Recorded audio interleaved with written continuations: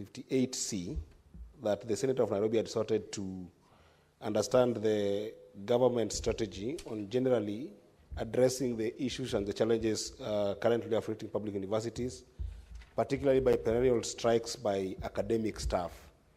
My question to the CS is, Bona CS, is there a specific remedy or a variety of remedies that you have put in place to deal with the disadvantage that students get with these strikes, and particularly where sometimes they're not concerned? A particular case in example is the rampant cases of late or delayed schooling. For instance, when there is a delayed element of or changes in calendars, where you find that a student is supposed to even graduate in a year's time, there is delayed calendars to the extent that they end up graduating in 2 years or 3 years. This is becoming a very serious issue in public universities, Honorable Speaker, that I think that it's an issue that needs to be dealt with for once and for all. So is there specific remedies that the ministry is putting in place to make sure that those disadvantaged students are also catered for in the middle of these perennial strikes? I thank you, Mr. Speaker. Senator Mariam.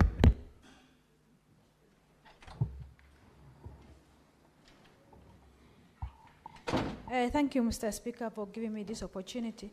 Mr. Speaker, my question is on paragraph 31, which is the minister saying that he will pay a net payroll of supports payroll 145, but the gross one is 272.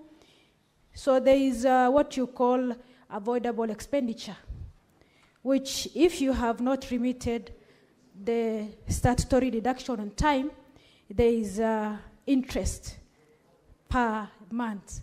So how will the minister take care of the interest? Thank you. Senator Onyonka.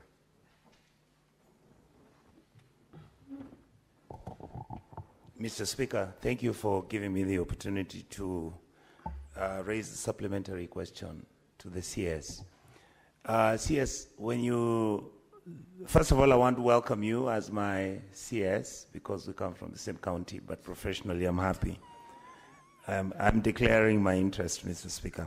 The question I wanted to ask CS is that given the fact that you realize we are having a challenge on the housing problem within these institutions, has the ministry done an audit to find out, for example, how many hostels do all our TVETs need?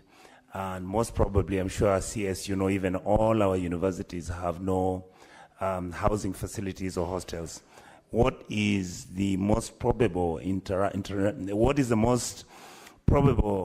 resolution or solution would you offer this country in terms of either systematically spread out over a period of time so that we can then solve the issue of the deficit of all our universities and technical vocational training institutes where our children, young children, have no places to stay? And I'm sure, like you had Honorable Bonia Halwala state, that even when these young men and women are going for this training, these untoward issues of alcohol abuse and social dysfunction, if we had hostels which are managed properly and who are observing the law, we would actually make our children are responsible and they worked hard. Thank you, Mr. Speaker. Senator Gataya. Senator Mofire. Thank you, Honorable Speaker.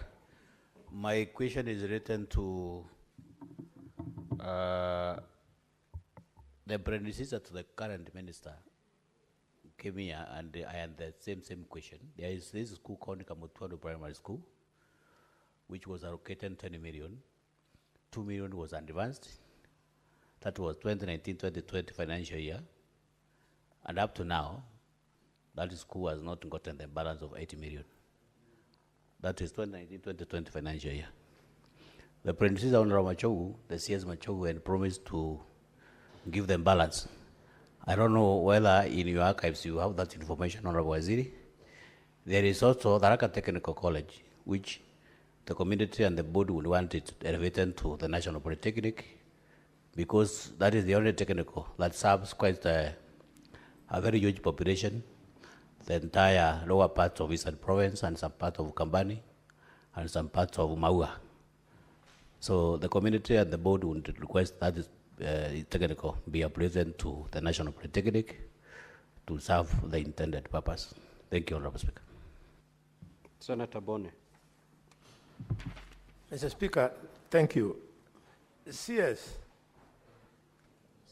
let's admit it. From your table here,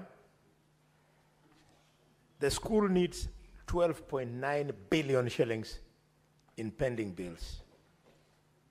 And CS, you want to give them 145 million per month for 6 months. That is a total of 870 million shillings.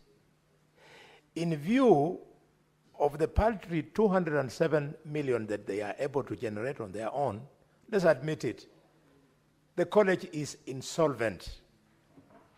Can you make an undertaking, Minister, because you can't do it now, that a few weeks or months from now, you will present to the public a comprehensive strategy of how you want to rid this problem of insolvency at the Technical University College.